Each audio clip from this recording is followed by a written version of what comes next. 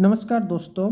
आज का हमारा केस स्टडी HDFC बैंक के ऊपर है। हम इस स्टॉक का कंप्लीट फंडामेंटल एनालिसिस करेंगे। तो HDFC बैंक लिमिटेड ये हाउसिंग डेवलपमेंट फाइनेंस कॉरपोरेशन की सब्सिडरी कंपनी है। 1994 में ये बैंक मुंबई में इस्टेब्लिश किया गया था। ये कंपनी इंडियन स्टॉक मार्केट का थर्ड लार्जेस्ट कंपनी है बाय मार्केट कैपिटलाइजेशन और बाय एसेट HDFC इंडिया का फिफ्थ लार्जेस्ट बैंक है। तो हंसमुख भाई पारेख HDFC बैंक के फाउंडर है। ये जो कंपनी है वो बोथ NSE और BSE में लिस्टेड है और NYSE में भी लिस्टेड है। तो ये कंपनी BSE सेंसेक्स के अंडर आता है और NSE निफ्टी 50 के अंडर भी आता है। तो मोस्टली फाइनेंशियल सर्विसेज प्रोवाइड करता है। तो इसका जो हेडक्वार्टर वो मुंबई महाराष्ट्र में ही है और इसके जो की पीपल है वो अतनु चक्रवर्ती इसके चेयरमैन है एंड शशिधर जगदीशन इसके चीफ एग्जीक्यूटिव ऑफिसर है। तो ये जो कंपनी है mostly credit card, consumer banking, commercial banking, finance and insurance, investment banking, mortgage loans, private banking, private equity and wealth management में काम करता है। तो आज पर 2022 के रिकॉर्ड के हिसाब से इसका जो टोटल रेवेन्यू वो 1,67,695 करोड़ का है। इसका ऑपरेटिंग इनकम 68,798 करोड़ का है। इस कंपनी का नेट इनकम 38,151 करोड़ का है। इसका टोटल एसेट वो 21,22,934 करोड़ का है। टोटल इक्विटी 2,46,771 करोड़ का है। इसकी जो मेन ओनर वो हाउसिंग डेवलपमेंट फाइनेंस कॉरपोरेशन है जिसके पास 25.7% का स्टेक है।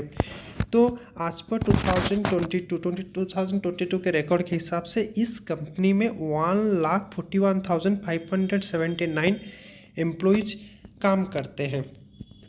तो दोस्तों अब हम लोग इसका फंडामेंटल एनालिसिस की तरफ चलते हैं। तो ये जो कंपनी है इसका मार्केट कैपिटल 8,12,574 करोड़ का है। इसका स्टॉक PE आप यहाँ देख सकते हैं 19.5 है। इसका ROC ही 5.83% है। अब मैं जिस वक्त ये वीडियो रिकॉर्डिंग कर रहा हूँ उस टाइम इसका करंट प्राइस 1,459 रुपीज़ पर शेयर है।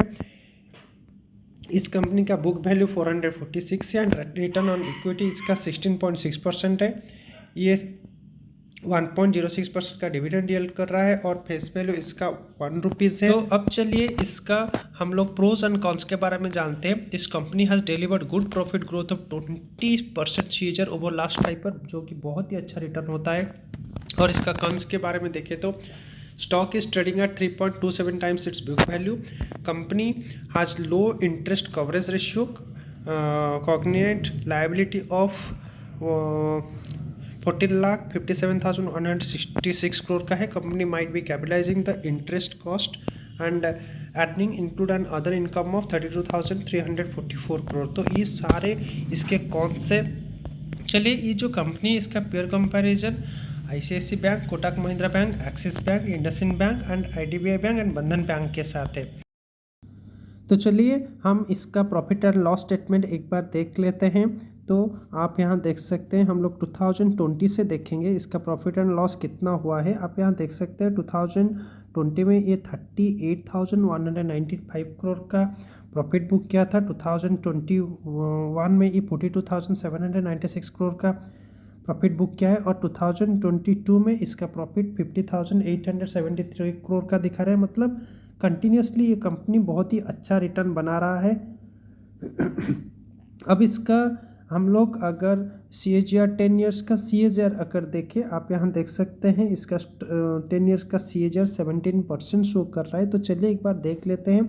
अगर कोई इस कंपनी में 10 साल पहले 1 लाख इन्वेस्टमेंट किया होगा तो उसका 17% CAGR के हिसाब से हम लोग पीरियड टाइम डाल देते हैं 10 साल।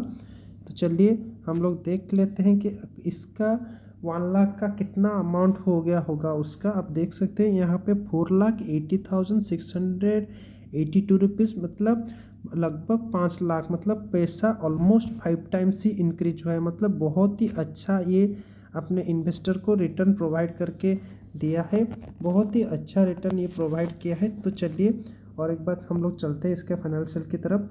हम इसका बैलेंस शीट को एक बार देख लेते हैं। इसके बैलेंस शीट के ऊपर एक नज़र डालते हैं तो हम देख सकते हैं कि इसका जो एसेट है, यहाँ आप देख सकते हैं ये जो एसेट है ये 2020 में 15,80,830 का था। ये 2021 में 17,99,507 का हो गया और 2022 में ये 21,22,934 का हो गया। मतलब असेट में इसका कंटिन्यूसली इंक्रीमेंट हो रहा है, जो कि बहुत ही अच्छा है। अब चलिए देखते हैं इसका शेयर होल्डिंग पैटर्न कैसा है।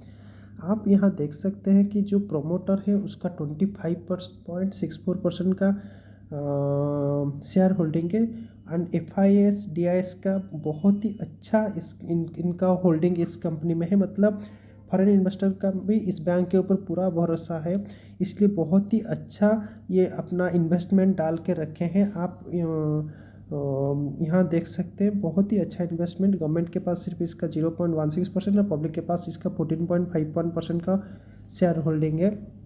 तो आप इन्वेस्टमेंट पर्पस में इस कंपनी को कंसिडर कर सकते हैं। तो चलिए एक बार इसका चार्ट देख लेते हैं, कैसा है इसका चार्ट, कैसे परफॉर्म किया है। तो हम लोग अभी आप देख पा रहे हैं कि ये 1459 पे शो कर रहा है। चलिए 6 मंथ का रिटर्न देख लेते हैं। 5.44% का रिटर्न दिया है। चलिए 1 ईयर का रिटर्न ये थोड़ा लो दिखा रहा है और 5 साल के रिटर्न में आप देख सकते हैं लगभग 50% का इंक्रीमेंट हुआ है, जो कि बहुत ही अच्छा रिटर्न माना जाता है।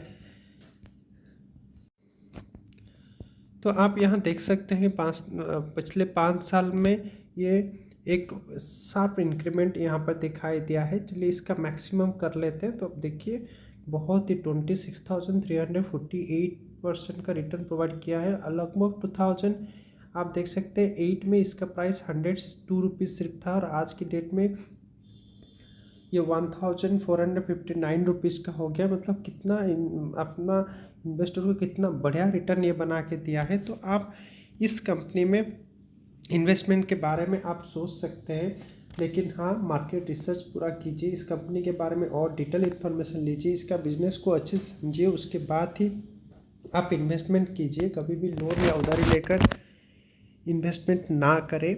और अगर आप नया इन्वेस्टर है, नया मतलब स्टॉक मार्केट में एंट्री करना चाहते हैं, तो आपको डीमैट एंड ट्रेडिंग अकाउंट की ज़रूरत होगी। तो मैं लिंक डिस्क्रिप्शन में दे रहा हूँ, आप वहाँ से डायरेक्ट जाके लिंक में क्लिक करके भी आपका डीमैट एंड ट्रेडिंग अकाउंट चालू कर सकते हैं। तो दोस्तों आज के लिए इतना ही, मिलते हैं अगले वीडियो में। धन्यवाद।